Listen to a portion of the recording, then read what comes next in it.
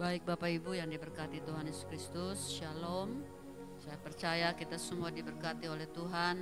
Kita boleh bersuka cita, memuji dan memuliakan Tuhan, karena kita tahu kita sudah banyak ditolong oleh Tuhan. Baik, sebelum kita mendengar firman Tuhan, kita tundukkan kepala, kita berdoa. Segala puji dan hormat kami naikkan kepadamu ya Tuhan, untuk segala kebaikan dan anugerah yang Tuhan terus limpahkan dalam hidup kami. Pagi ini kami kembali ada dalam rumah Tuhan. Kami memuji, meninggikan dan menyembah Tuhan, dan kami mau belajar akan firman Tuhan. Beri kami hati, telinga sebagai seorang murid Tuhan.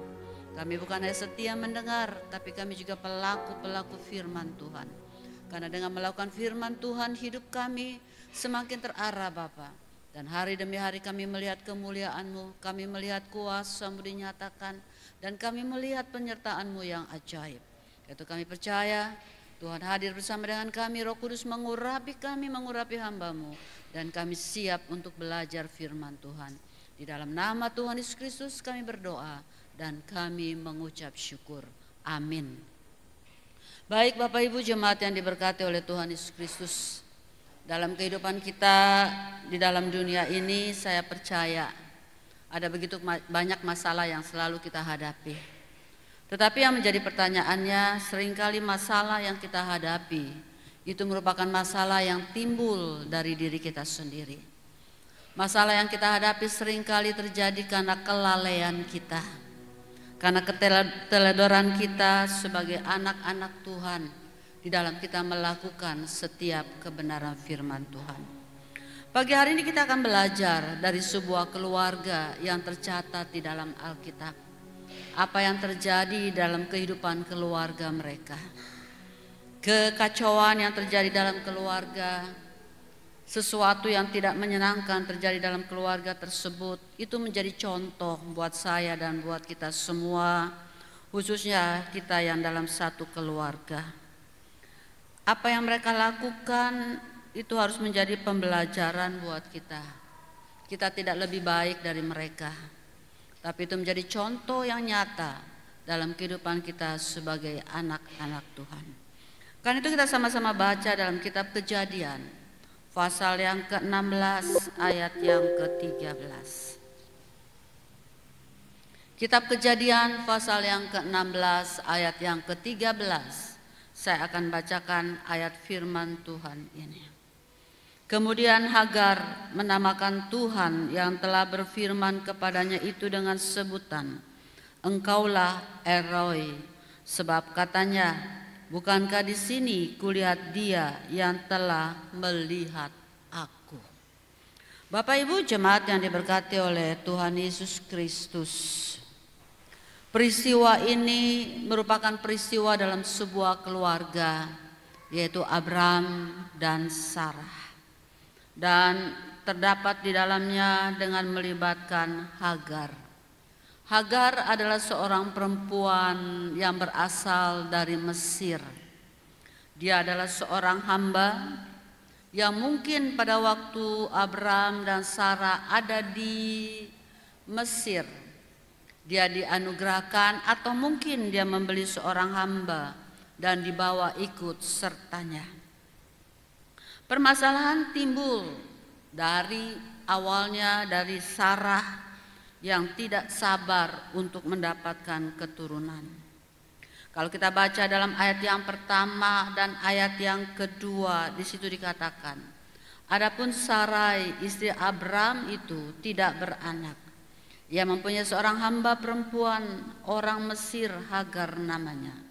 Berkatalah Sarai kepada Abram, engkau tahu Tuhan tidak memberi aku melahirkan anak. Karena itu baiklah, hampirilah hambaku itu. Mungkin oleh dialah aku dapat memperoleh seorang anak. Kita melihat di sini dari permulaan bagaimana Sarai, istri Abram itu tidak beranak atau tidak mempunyai anak karena Sarah mandul. Pada zaman itu, seorang perempuan yang menikah dan tidak mendapatkan anak itu merupakan sebagai aib yang memalukan. Sarai tahu keadaannya pada saat itu, sekian puluh tahun dia menikah dengan Abram, tetapi belum juga mendapatkan keturunan. Dan dia merasa malu karena dia berada di lingkungan di mana seorang wanita yang menikah dan tidak melahirkan anak, itu merupakan aib, itu merupakan kecelaan bagi dirinya. Karena itulah pada akhirnya Sarai mempunyai satu tujuan, ingin menghapuskan aib yang ada dalam dirinya. Dan dengan akal seorang manusia pada saat itu, dia menawarkan kepada Abram untuk mengambil Hagar sebagai istrinya dan melahirkan seorang anak. Dengan tujuan apabila Hagar melahirkan anak, anak itu akan diambil oleh dirinya dan menjadi anak kandungnya. Hagar pada saat itu dalam posisi seorang hamba. Dan kebiasaan pada saat itu, lazimnya kebudayaan pada saat itu, seorang hamba tidak punya kuasa apa-apa. Seorang hamba tidak boleh melawan. Seorang hamba tidak boleh membantah. Apa yang dikatakan oleh tuannya itu harus taat dia lakukan. Setiap perintah apa saja yang diperintahkan oleh tuannya, maka seorang hamba tidak bisa melawannya. Dan memang keadaan seperti itu sebetulnya masih terjadi sampai hari ini di negara-negara Arab. Kalau kita mendengar ada begitu banyak TKW wanita di Arab pulang pada akhirnya sebagai mayat, tidak bernyawa lagi. Kenapa? Karena dia dianggap hamba. Dia dianggap hamba dan harus melakukan setiap perintah yang dilakukan, yang diperintahkan oleh tuannya. Kalau tidak ditaati, maka nyawalah yang menjadi taruhannya. Karena itu dalam ayat yang kedua di bagian B, di situ Sarai berkata, "Karena itu baiklah hampirilah hambaku itu, mungkin oleh dialah aku dapat memperoleh seorang anak." Ini adalah usulan dari Sarah.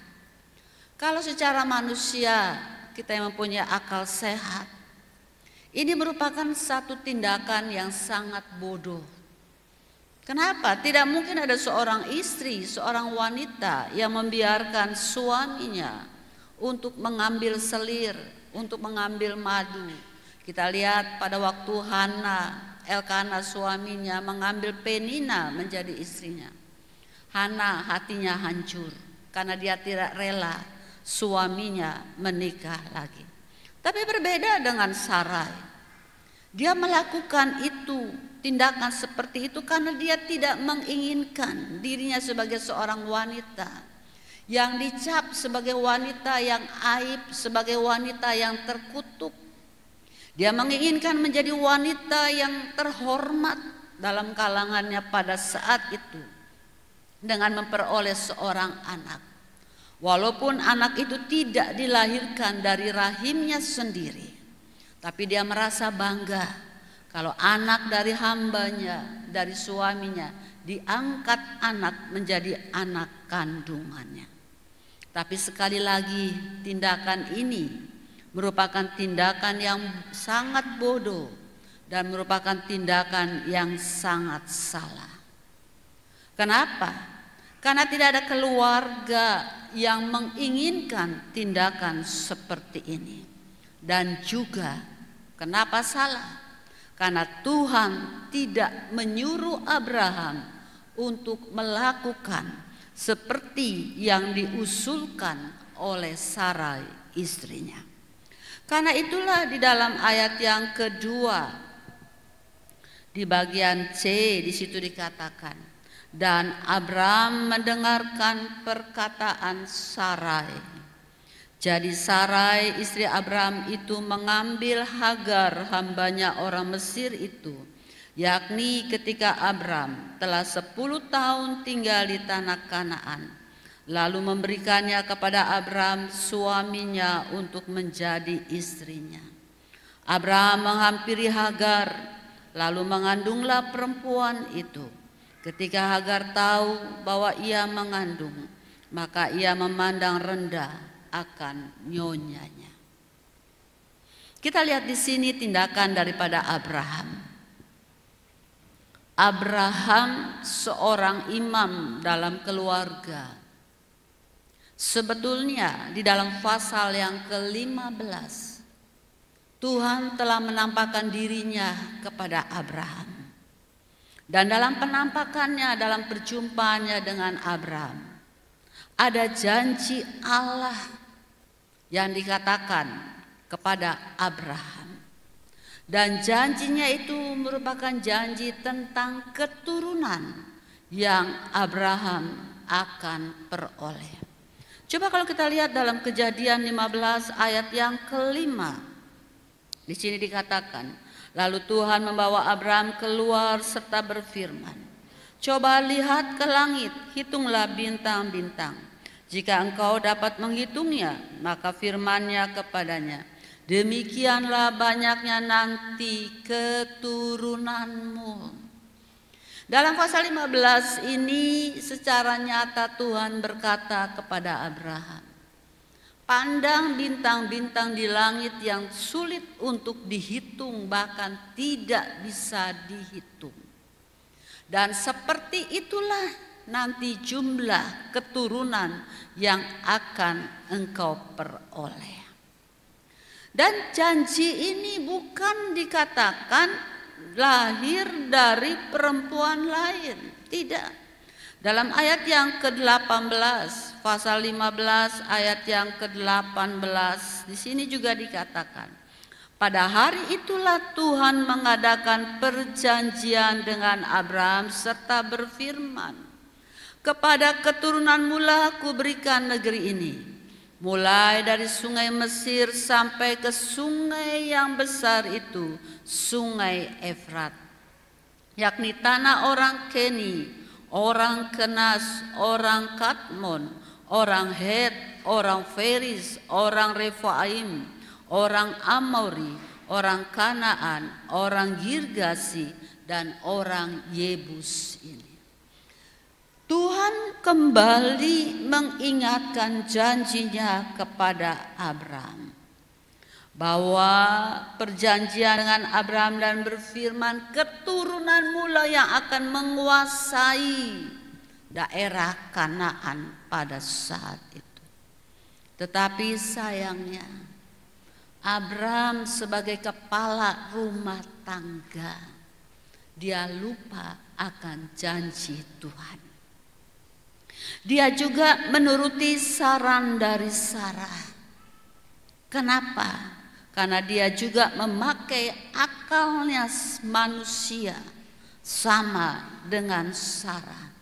Hanya dengan tujuan untuk menutupi aib Sarah istrinya sebagai perempuan mandu.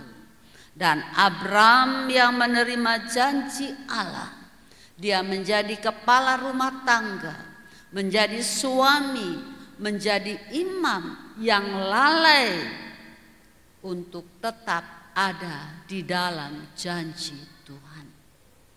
Abraham yang seharusnya mengajar kepada istrinya, Abraham yang seharusnya berkata kepada Sarah, kita tidak boleh melakukan hal seperti ini.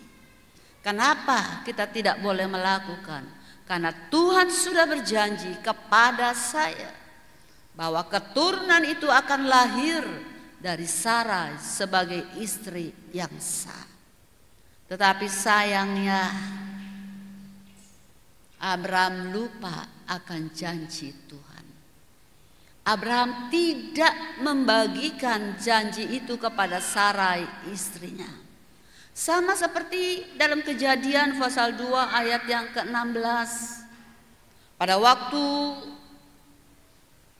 Tuhan berkata kepada Adam, seluruh buah pohon, buah-buahan dari pohon yang ada di Taman Eden ini boleh kamu ambil dan boleh kamu makan.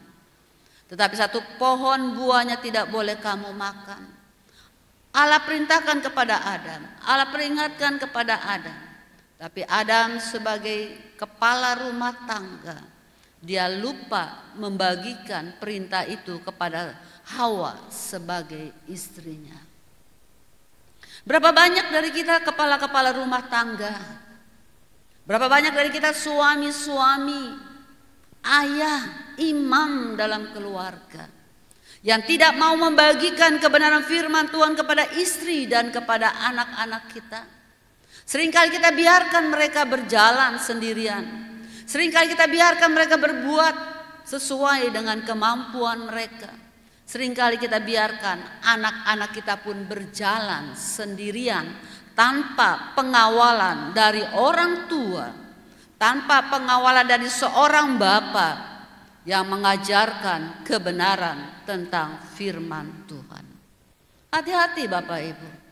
Kekacauan seringkali terjadi dalam kehidupan rumah tangga, itu tidak bisa disangkal.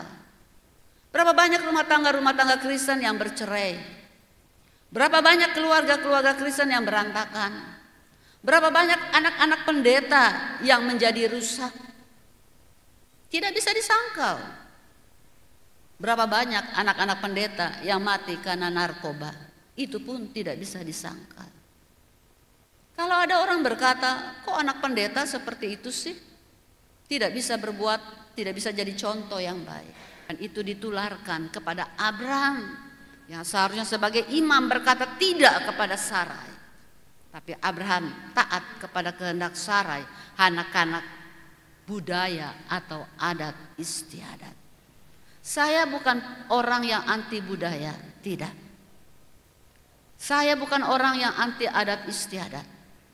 Karena kalau tidak ada adat istiadat, maka akan kacau dunia. Tidak ada tata krama, tidak ada sesuatu yang mengatur. Nenek moyang kita sudah mengatur adat istiadat, tata cara begitu sempurna sehingga tidak ada kekacauan di dalam kehidupan kita bersosialisasi. Tapi hati-hati, jangan sampai budaya adat istiadat mengambil alih kebenaran firman Tuhan. Saya minta maaf, budaya-budaya memang kadang-kadang banyak bertentangan dengan kebenaran firman Tuhan.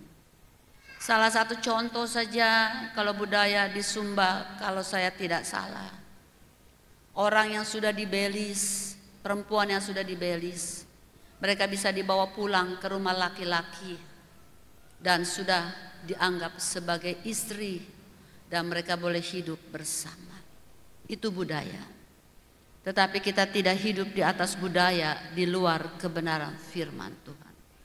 Karena firman Tuhan berkata, kalau belum dipersatukan di dalam rumah Tuhan, belum didoakan, belum diberkati di dalam gereja, dalam rumah Tuhan oleh seorang hamba Tuhan, maka dia belum resmi menjadi suami dan istri. Mereka masih tetap dianggap hidup di dalam persinahan.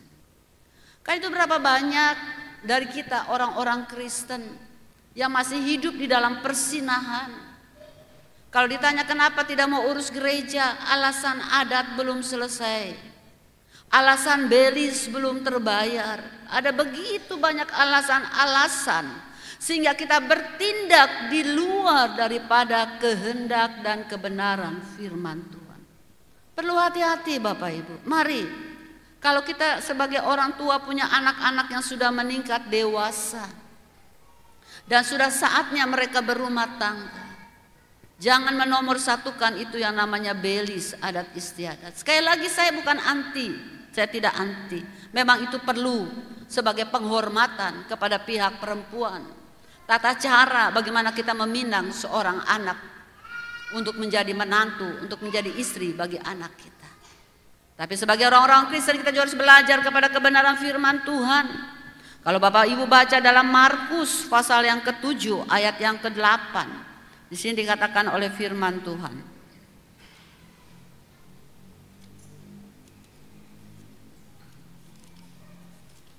Markus pasal 7 ayat yang ke-8, firman Tuhan katakan di sini. Perintah Allah kamu abaikan untuk berpegang pada adat istiadat manusia. Tuhan Yesus menegur orang-orang Farisi pada saat itu. Dan ini yang terjadi pada saat ini. Adat berkata seperti ini, firman Tuhan dinomor 2-kan. Padahal firman Tuhan berkata perintah Allah. Ini firman Tuhan kita abaikan. Hanya untuk apa? Untuk kita berpegang pada adat istiadat manusia. Hati-hati Bapak Ibu. Sekali lagi saya tidak anti dengan adat istiadat. Adat istiadat itu bagus. Itu harus kita taati. Tetapi ingat, ada adat istiadat yang melanggar kebenaran firman Tuhan, itu yang tidak boleh kita kerjakan. Kita biarkan anak-anak kita bersinah. Kita biarkan anak-anak kita kumpul kebo. Karena alasan belis belum selesai. Karena alasan adat belum selesai. Tapi sebetulnya kita tengah mendatangkan kutuk atas kehidupan keluarga mereka. Mari kita belajar kepada Abraham dan Sarah. Mereka melakukan tindakan seperti itu karena adat istiadat yang berlaku pada saat itu. Mereka melakukan tindakan itu karena mereka melihat kebiasaan-kebiasaan seperti itu yang terjadi. Kalau seorang wanita mandul dianggap aib, memalukan sebuah keluarga. Itu Sarah ingin keluar dari aibnya, rasa malunya, dan mengizinkan Abraham untuk mengambil Hagar menjadi istri. Dan sayangnya Abraham sebagai kepala rumah tangga, sebagai suami, sebagai imam dalam keluarga, dia tidak berpegang teguh kepada janji Tuhan. Padahal dalam kitab Ulangan pasal 11 ayat yang ke-18 sampai dengan yang ke-20, Tuhan berkata kepada Musa, hendaklah engkau mengajarkan kepada anak-anakmu berulang kali. Pada waktu kamu makan, pada waktu kamu tidur, pada waktu kamu berjalan. Diingatkan untuk mengajarkan kebenaran firman Tuhan. Saya percaya apa yang dikatakan ini bukan hanya untuk anak-anak saja, tapi untuk istri juga. Perlu diingatkan kebenaran firman Tuhan. Mari bapak-bapak yang ada pada pagi hari ini, suami-suami yang ada pada hari ini, ayah-ayah yang ada pada hari ini, sudahkah engkau melakukan tugasmu untuk mengajarkan istri dan anak-anakmu di dalam kebenaran firman Tuhan? Sudahkah kita bergaul karib dengan kebenaran firman Tuhan? Sudahkah kita bergaul akrab dengan apa yang Tuhan katakan di dalam firman Tuhan? Atau kita hanya berkata cukup, saya mencukupi kebutuhan jasmani mereka. Ini gaji saya setiap bulan. Ini penghasilan saya setiap bulan, kita beranggapan itu cukup. Anak kita bisa makan, anak kita bisa sekolah. Tapi mereka ada di luar daripada rencana Tuhan. Kegaduhan terjadi dalam sebuah keluarga.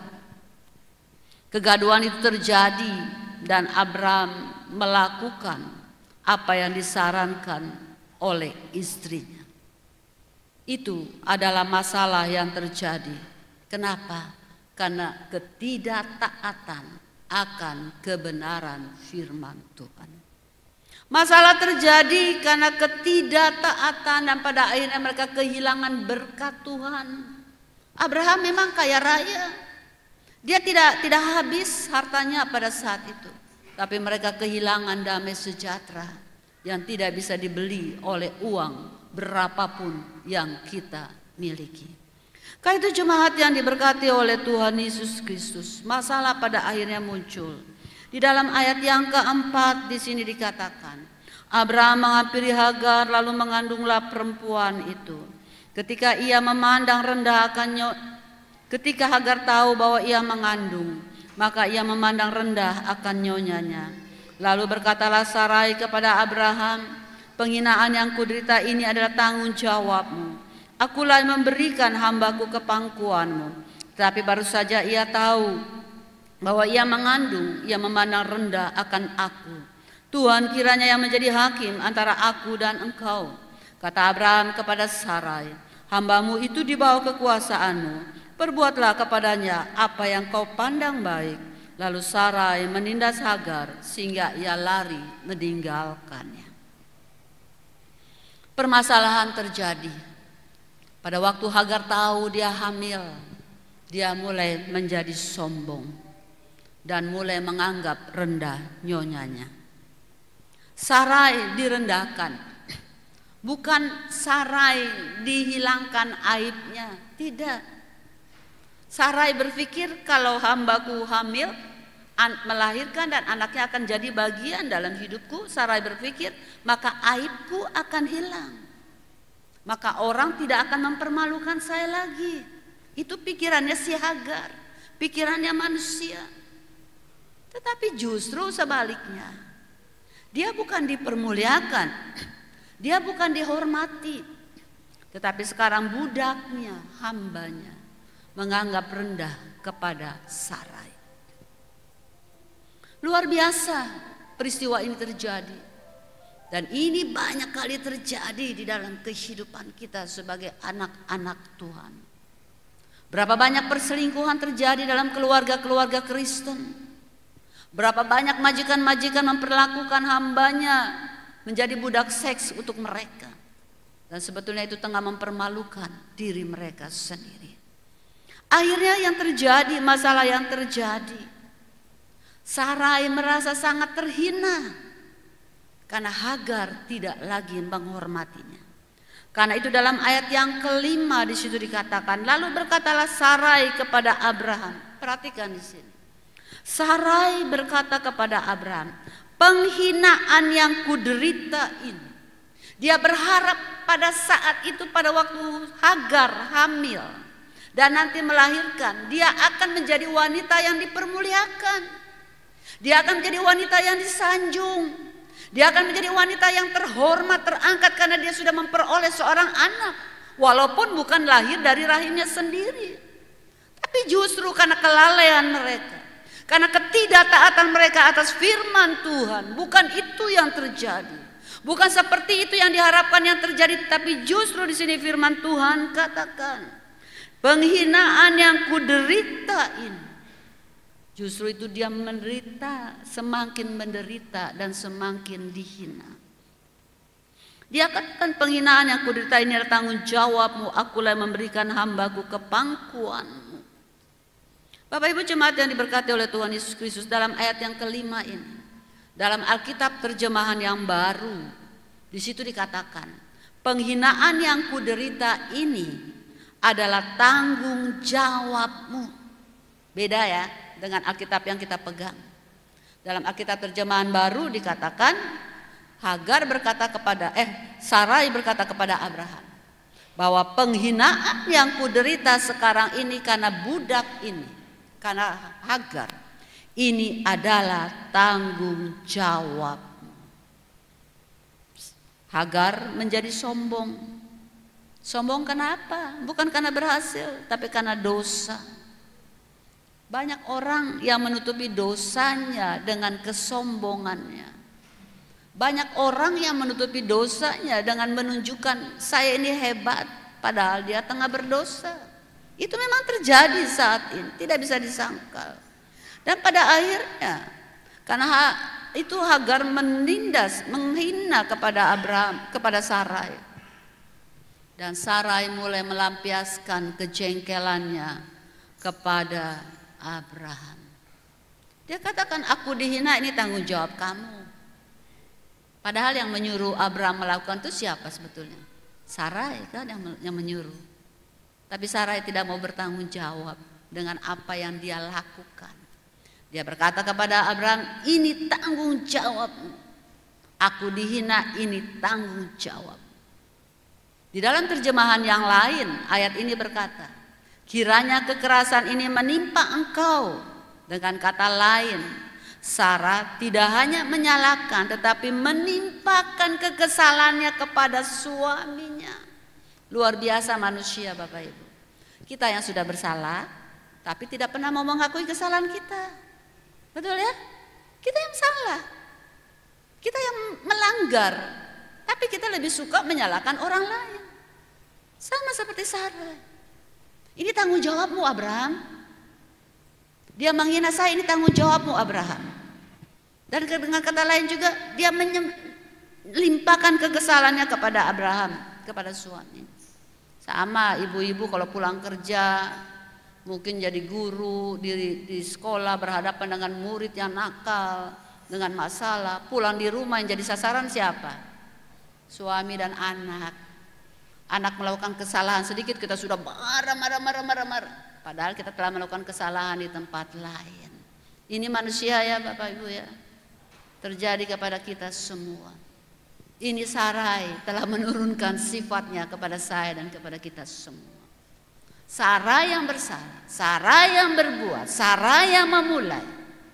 Tapi pada saat dia dihina oleh hambanya, dia melimpahkan kekesalannya kepada suaminya. Dia berkata, ini kesalahanmu, kau harus bertanggung jawab. Sarai berkata kepada suaminya. Lalu apa yang dijawab oleh suaminya dalam ayat yang kelima? Karena suaminya juga kesal ya. Suaminya juga kesal, dia berkata, perbuatlah kepadanya apa yang kau pandang baik. Lalu Sarai menindas Hagar sehingga ia lari meninggalkannya. Sarai mulai menindas Hagar. Dengan kata lain, kenapa Sarai mulai menekan kepada Hagar? Karena ada sakit hati di dalam dirinya. Karena ada rasa cemburu di dalam dirinya. Karena ada rasa marah di dalam dirinya kepada Hagar. Lalu dia mulai menindas kepada Hagar. Bapak Ibu jemaat yang diberkati oleh Tuhan Yesus Kristus. Sebetulnya Tuhan mengajarkan kepada kita.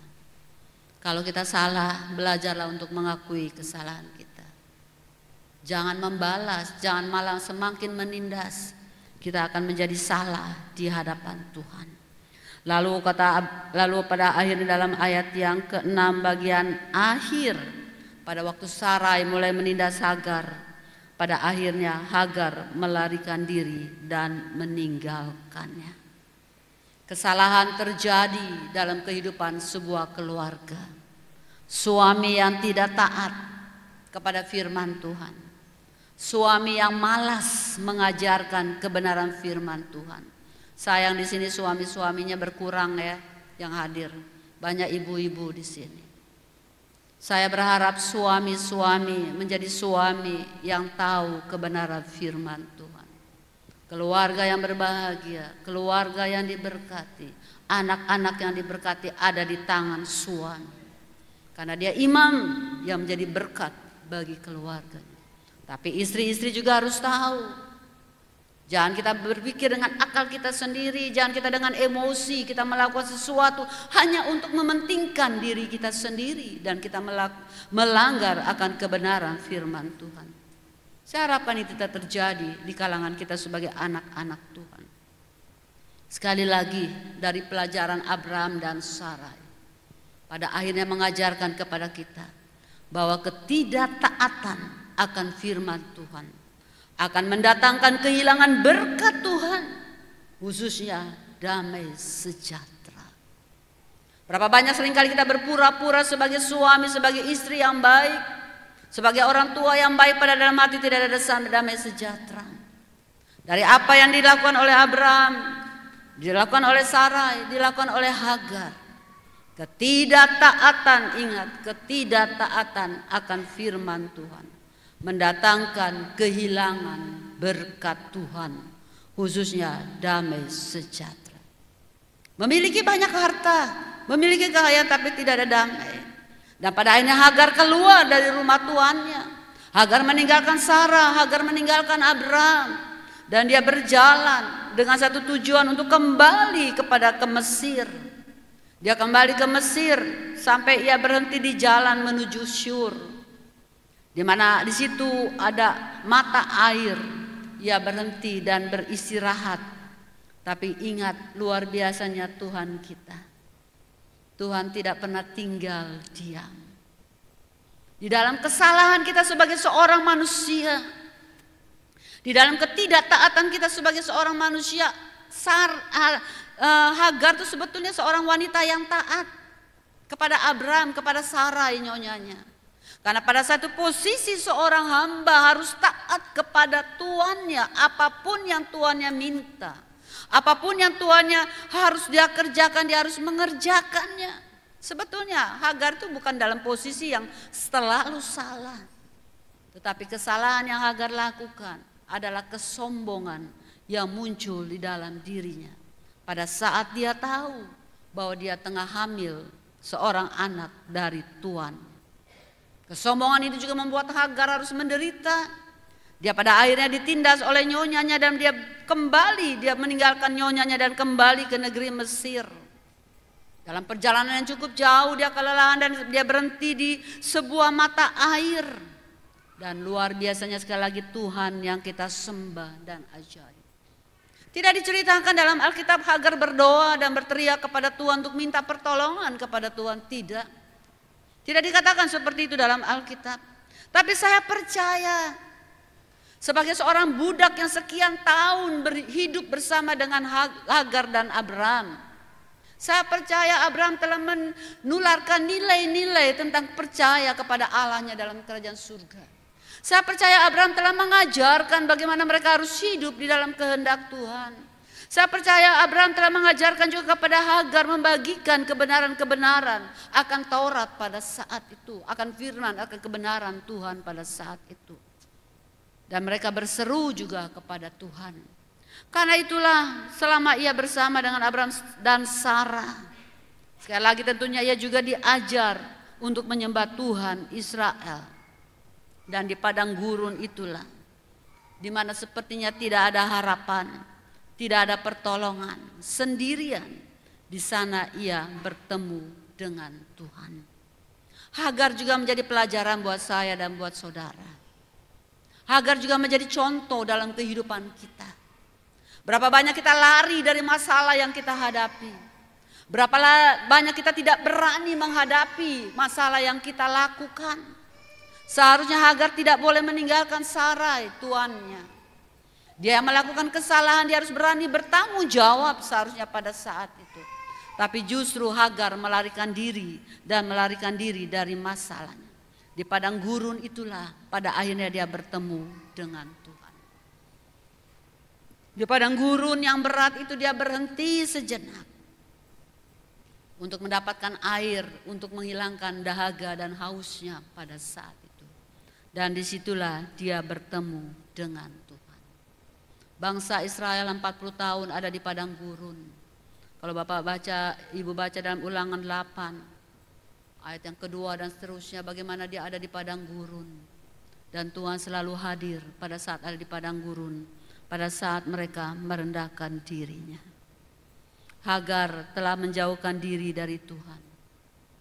Dia tidak berani menghadapi masalah yang dia hadapi pada saat itu. Tapi dalam ayat yang ke-7 dan yang ke-8 di sini dikatakan, lalu malaikat Tuhan menjumpainya dengan dekat suatu mata air di padang gurun, yakni dekat mata air di jalan ke Syur. Katanya, Hagar, hamba Sarai, dari manakah datangmu dan kemanakah pergimu? Jawabnya, aku lari meninggalkan Sarai, nyonyaku. Pada waktu di padang gurun itulah Sarai mendengar suara Tuhan. Dan ayat ini menjelaskan bahwa Tuhan mengenal dalam kehidupan kita secara pribadi. Dia tahu yang tengah lari itu Hagar, karena itu dia menyebut dengan namanya Hagar. Hagar, hamba Sarai.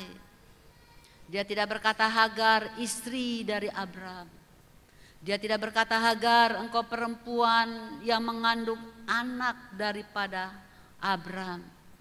Tuhan tidak berkata seperti itu. Karena memang janji keturunan Tuhan bukan lahir dari Hagar. Tapi janji keturunan Tuhan adalah lahir dari Sarai. Karena itulah Tuhan berkata kepada Sarai, kepada Hagar, dia berkata, Hagar, hamba Sarai, dari manakah datangmu dan kemanakah pergimu? Kenapa Tuhan berkata, Hagar, hamba Sarai? Apakah Tuhan mau menghina Hagar? Apakah Tuhan mau mengejek Hagar? Apakah Tuhan mau merendahkan Hagar sebagai seorang hamba? Tidak. Dari ayat ini juga mengajarkan kepada saya dan kepada kita semua sebagai orang Kristen, bahwa pada waktu Tuhan mengingatkan Hagar hamba Sarai, itu sebetulnya Tuhan ingin mengingatkan kepada Hagar agar dia tidak hidup di dalam kesombongan. Tuhan ingin mengingatkan kepada Hagar, sebetulnya engkau itu dari mana asalnya. Bukan untuk menghina, tapi Tuhan ingin mengingatkan kepada Hagar, kenapa engkau harus lari dari Tuhanmu? Kenapa engkau harus lari dari nyonyamu? Bukankah ini kesalahan adalah kesalahan juga yang engkau lakukan? Walaupun engkau sebagai seorang hamba tunduk kepada kehendak Tuhanmu, engkau tidak boleh lari dari masalah. Kenapa Hagar lari dari masalahnya? Karena ada kesombongan di dalam dirinya dengan meremehkan, dengan menghina Sarai sebagai nyonya. Karena itu pada waktu dia berjumpa dengan Tuhan, Tuhan tidak berkata, Hagar engkau istri Abraham. Tuhan tidak berkata, Hagar engkau yang mengandung anak Abraham. Tidak. Tapi Tuhan berkata, Hagar hamba Sarai. Di sini mengingatkan kepada saya dan kepada kita semua. Kita harus ingat dari mana asalnya kita. Kita harus ingat dulu kita ini siapa.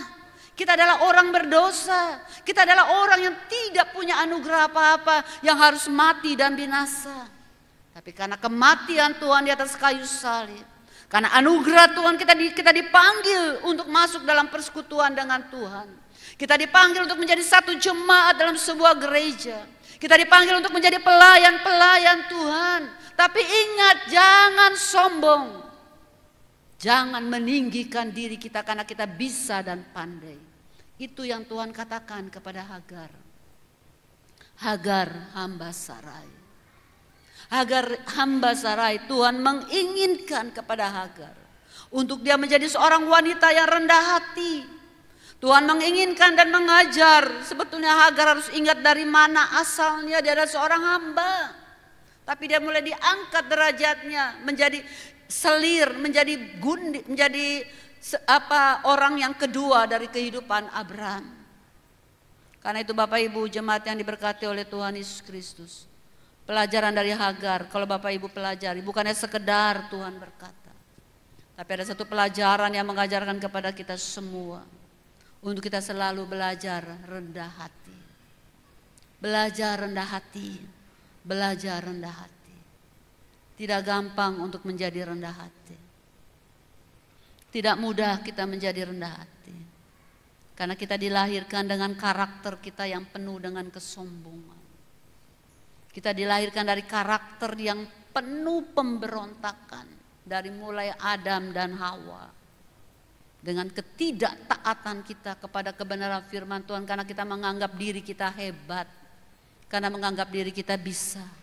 Jadi kita tidak mau taat kepada kebenaran firman Tuhan. Kita berasal dari orang yang tidak mengenal Tuhan. Tapi kita diangkat menjadi milik Tuhan. Kita sebetulnya berasal dari orang yang tidak bisa apa-apa dalam sebuah pelayanan. Tapi Tuhan mengizinkan kita ada dalam sebuah komunitas dan kita mulai melayani Tuhan dengan talenta yang Tuhan beri kepada kita. Tapi itu tidak ada artinya kalau kita berkata ini loh aku bisa melakukan semua ini. Belajar rendah hati di hadapan Tuhan. Kita bukan berpura-pura kepada sesama kita dengan rendah hati, tidak. Kerendahan hati kita akan keluar kalau kita belajar dan tunduk kepada setiap kebenaran firman Tuhan. Kalau Bapak Ibu banyak belajar firman Tuhan, kalau Bapak Ibu banyak menyimak kebenaran firman Tuhan, kita akan belajar bagaimana kita harus menundukkan diri kita di hadapan Tuhan dan di dalam pemimpin kita. Hagar diingatkan oleh Tuhan, kembali kepada Saraimu. Jangan engkau meninggalkan nyonyamu, jangan engkau meninggalkan Tuhanmu, karena itu adalah pemimpin di dalam hidupmu. Berapa banyak orang yang sudah merasa bisa, berapa banyak orang yang mulai merasa bisa dan pada akhirnya melecehkan pemimpin mereka. Mungkin gelar kita sepanjang 1 meter, pemimpin kita tidak ada gelar, hanya tamatan paket ABC. Kita menganggap rendah dengan mereka. Kita menganggap kecil dengan pemimpin kita. Tapi melalui Hagar ini sebetulnya Tuhan mengajarkan saya dan saudara. Mari kita sadar siapa kita ini. Siapa sebetulnya kita ini. Kita adalah orang-orang yang berdosa yang diangkat oleh Tuhan. Menjadi miliknya, dikuduskan dan dimuliakan. Hagar memberikan satu pelajaran buat kita. Kita harus sadar kalau sampai saat ini kita ada. Kita tidak boleh lupa itu karena pertolongan Tuhan. Kalau kita mengerti, maka tidak ada satu pun yang bisa kita banggakan di dalam diri kita. Kalau kita mengerti asal kita itu dari mana, kalau kita mengerti siapa pemimpin kita yang telah mengangkat kita, yang telah membesarkan kita, tidak ada satupun yang bisa kita banggakan di hadapan manusia, terlebih lagi di hadapan Tuhan. Hagar diingatkan oleh Tuhan, engkau berasal dari mana, mau kemana? Dan Hagar begitu jujur, dia katakan, aku lari meninggalkan Sarai nyonyaku. Dia seorang perempuan, dia seorang hamba yang jujur dengan kelakuannya, dengan kesalahannya sendiri. Dia tidak berkata, aku telah ditindas oleh nyonyaku. Dia tidak membenarkan dirinya sendiri dan menyalahkan Sarai dan berkata, aku telah ditindas oleh nyonyaku. Aku telah diperlakukan yang tidak baik. Aku tidak lagi dihormati. Tidak, Hagar tidak berkata seperti itu. Tapi dia jujur di hadapan Tuhan. Dia katakan, aku lari meninggalkan Sarai nyonyaku. Bisakah kita jujur pada waktu kebenaran firman Tuhan menegur kita? Daud juga mengajarkan kepada saya dan kepada kita semua. Pada waktu dia ditegur oleh Nabi Nathan, karena dia berzina dengan Berseba. Dan dia membunuh suami daripada Berseba, Uria. Dan Daud dengan jujur dia berkata kepada Tuhan, jangan ambil rohmu daripadaku.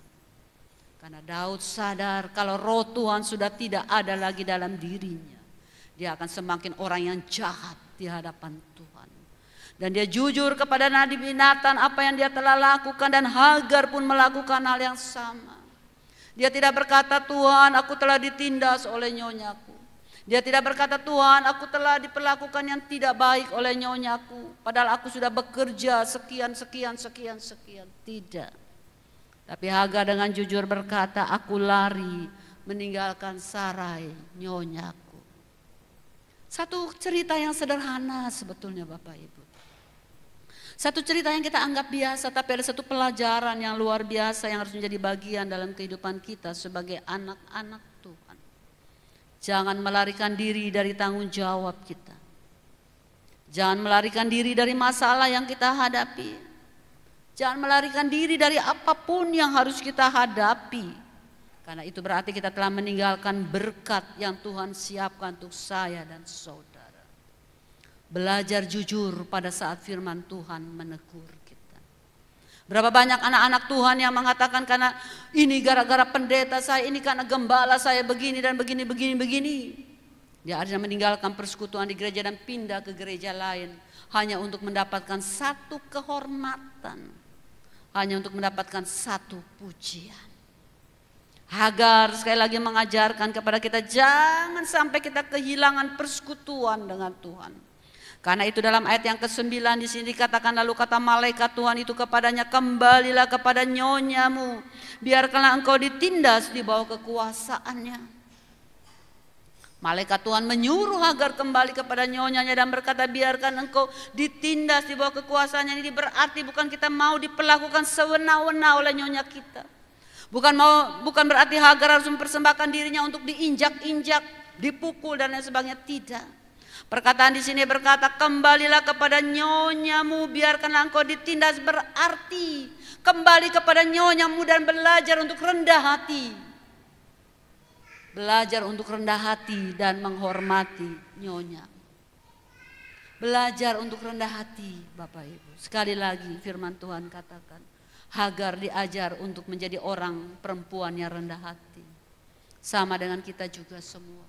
Kita juga diajar untuk belajar menjadi orang yang rendah hati. Tapi sanggupkah kita pada saat Tuhan mengorek hati kita, pada saat hati kita disinggung oleh seorang hamba Tuhan, pada saat hati kita disinggung oleh anak kita, oleh suami kita, sanggupkah kita menerima itu dengan satu ucapan syukur bahwa saya tengah diproses oleh Tuhan untuk menjadi orang yang rendah hati. Ini satu pelajaran yang luar biasa yang Tuhan berikan untuk saya dan untuk saudara. Pulanglah, Hagar, malaikat berkata kepada Hagar, pulanglah dan rendahkanlah dirimu atas kesalahan yang sudah engkau perbuat. Minta ampun kepada nyonyamu serta bertekad untuk hidup lebih baik. Mari Bapak Ibu jemaat yang diberkati oleh Tuhan Yesus Kristus. Janji Tuhan kepada Hagar dalam ayat yang ke-10 dan yang ke-12 ini dikatakan. Lagi kata malaikat Tuhan itu kepadanya, aku akan membuat sangat banyak keturunanmu sehingga tidak dapat dihitung karena banyak. Ini janji Tuhan. Kenapa Tuhan juga berjanji kepada Hagar? Karena dia juga mengandung benih daripada Abraham, orang yang sangat dihormati oleh Tuhan. Selanjutnya kata malaikat Tuhan itu kepadanya, engkau mengandung dan akan melahirkan seorang anak laki-laki dan akan menamainya Ismail. Sebab Tuhan telah mendengar tentang penindasan atasmu. Ketaatan dari Hagar pada akhirnya mendatangkan berkat. Bahwa anak yang dilahirkan itu akan menjadi bangsa yang besar. Yaitu keturunan Ismail pada hari ini. Keturunan-keturunan Arab. Dia menjadi bangsa yang besar walaupun dikatakan bahwa dia sebagai keledai liar. Ismail sebagai keledai liar yang berarti makhluk yang merdeka. Bukan sebagai budak. Dikatakan bahwa Ismail itu di dalam Alkitab disebut keledai liar. Itu berarti bahwa anak daripada Hagar bukan lagi menjadi budak, tapi menjadi makhluk yang merdeka. Dan Ismail akan melawan semua saudaranya dan bahkan saudaranya juga melawan, sehingga terjadi perlawanan satu dengan yang lain. Ketidakakuran terjadi sampai hari ini. Keturunan Ismail dan Ishak itu akibat apa? Akibat kelalaian dari orang tua. Akibat kelalaian dari orang tua memang Tuhan ampuni Bapak Ibu. Tapi akibatnya itu akan muncul kalau kita tidak taat kepada kebenaran firman Tuhan. Karena kita adalah orang-orang yang taat, kita adalah orang-orang yang sudah mengenal Tuhan, tapi seringkali kita melalaikan kebenaran firman Tuhan. Hagar disuruh kembali dan ada di bawah penindasan daripada Sarai, nyonyanya. Dengan kata lain, Hagar harus menundukkan diri, merendahkan diri dan melakukan. Dan tidak boleh menjadi orang yang memberontak terhadap Tuhan yang Tuhan telah tetapkan dalam hidupnya. Karena itu Bapak Ibu jemaat yang diberkati oleh Tuhan Yesus Kristus, dalam ayat yang ke-13 di sini dikatakan. Kemudian Hagar menamakan Tuhan yang telah berfirman kepadanya itu dengan sebutan, engkaulah Eroi, sebab katanya, bukankah di sini kulihat dia yang telah melihat aku. Hagar dari perempuan Mesir, dari perempuan kafir. Tapi dia memiliki rasa kekaguman, rasa hormat yang luar biasa kepada Tuhan. Hagar yang dididik sebagai perempuan kafir, yang mungkin hanya baru beberapa tahun bersama dengan Sarai, bersama dengan Abram. Tapi dia telah memiliki rasa kagum yang hormat, kagum yang tinggi. Dan mengakui dengan rendah hati akan kebaikan Tuhan. Di padang gurun, di tengah-tengah dia sendirian. Di tengah-tengah dia merasa sunyi, di tengah-tengah tidak ada orang yang bisa menolong dia pada saat itu. Disitulah Hagar melihat kebaikan Tuhan. Dia kembali kepada tuannya dan dia memberi nama tempat itu adalah Eroi, Allah yang melihat. Nama yang Hagar berikan Eroi itu merupakan satu nama di mana dia mulai mengagumi akan Tuhannya Abraham dan Sarai. Dia mengakui kebesaran Tuhan Abraham dan Sarai. Dia mengakui kekuasaan Tuhan dari Abraham dan Sarai. Dan dia juga menjadi orang yang menikmati akan kebaikan Tuhan di padang gurun pada saat itu. Karena itu dia berkata, aku menamakan tempat ini Eroi, karena katanya, bukankah di sini kulihat dia yang telah melihat aku. Luar biasanya Hagar, Bapak Ibu jemaat yang diberkati oleh Tuhan Yesus Kristus. Berapa banyak kita yang telah melihat Tuhan. Berapa banyak yang kita telah berjumpa dengan Tuhan secara pribadi. Di dalam kehidupan kita sehari-hari. Dalam kejadian-kejadian kita setiap hari. Dalam peristiwa-peristiwa yang kita alami setiap hari. Pernahkah Bapak Ibu mengagumi akan kebesaran Tuhan? Pernahkah Bapak Ibu mengakui betapa dahsyat dan betapa luar biasanya Tuhan yang kita sembah dan kita layani? Hagar dari perempuan kafir yang tidak mengenal Tuhan, tapi telah bergaul dengan Allah Abraham dan Allahnya Sarai. Dan dia berkata, Eroi, bukankah di sini kulihat dia yang telah melihat aku. Kiranya pelajaran ini menjadi pelajaran saya dan pelajaran kita semua. Pengalaman Abraham, pengalaman Sarai, pengalaman Hagar, itu menjadi pelajaran buat kita semua. Belajarlah menghormati Tuhan, belajarlah mengagumi Tuhan dengan menunjukkan ketaatan kita kepada firman Tuhan. Jadilah bapak-bapak, suami, kepala rumah tangga yang hidup di dalam kebenaran firman Tuhan. Didik istri dan anak-anak kita agar keluarga kita menjadi keluarga yang diberkati oleh Tuhan. Jadilah istri-istri yang bukan membawa suami masuk ke dalam dosa. Jadilah istri-istri yang bukan menjadi istri-istri yang mata duitan sehingga suami kita harus melakukan pekerjaan yang berat sampai pada akhirnya mungkin korupsi dan tinggal di hotel Perdio, di penjara. Jangan seperti itu ibu-ibu. Jadilah istri-istri juga yang mendengar akan setiap kebenaran firman Tuhan. Dan belajarlah kita juga sebagai seorang hamba di hadapan Tuhan. Belajar untuk rendah hati, belajar untuk taat, dan tidak lari dari masalah yang kita hadapi. Kalau Bapak Ibu tidak berani menghadapi masalah, kalau Bapak Ibu tidak berani menghadapi padang gurun, kalau Bapak Ibu tidak berani menghadapi ujian dan cobaan, kita akan kehilangan berkat daripada Tuhan. Tapi justru di tengah-tengah padang gurun, di tengah-tengah ujian, di tengah-tengah cobaan yang begitu berat, kita akan sama berkata seperti Hagar berkata, aku telah melihat Tuhan. Aku menamakan Tuhan adalah Eroi, Allah yang telah melihat aku. Allah yang telah melihat penindasanku, walaupun Hagar tidak berteriak kepada Tuhan. Hagar tidak berseru kepada Tuhan, tapi Tuhan melihat apa yang tengah dihadapi oleh Hagar. Percayakah kita kepada Tuhan yang kita layani adalah Tuhan yang sama yang telah bertemu dengan Hagar? Percayakah kita seperti itu? Ataukah kita menganggap biasa semua ini dan tidak pernah ada perubahan di dalam hidup kita cara pribadi? Saya selalu merindukan Tuhan berbicara dalam hati dan pikiran saya. Saya selalu merindukan saya melihat Tuhan. Mungkin nanti kalau saya sudah mati saya akan melihat Tuhan muka dengan muka. Tapi semasa hidup pun saya selalu merindukan Tuhan. Tunjukkanlah jalanmu kepada saya. Tunjukkanlah kebenaranmu Tuhan. Karena dengan kebenaran itu akan menuntun kita untuk menjadi orang-orang yang taat dan rendah hati. Semua berpulang kepada kita pada pagi hari ini. Apa yang akan kita lakukan? Hagar, Sarai, dan Abram telah memberi pelajaran buat kita yang luar biasa. Ada di mana kita sekarang? Posisi di mana kita sekarang?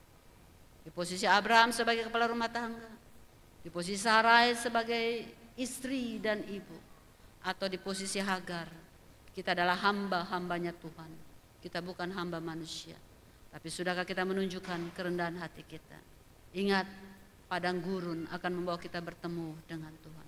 Jangan suka lari dari masalah. Jangan suka menyalahkan orang lain. Tapi koreksi diri kita sendiri. Dan kita belajar kepada Hagar untuk belajar merendahkan diri. Dan pada akhirnya juga kita akan bisa berkata kepada Hagar, sama seperti Hagar. Sebab itu sumur tadi disebut orang sumur Lahairoi, letaknya antara Kades dan Beret. Kita juga akan berkata, dia adalah Eroi, Allah yang melihat kita. Amin.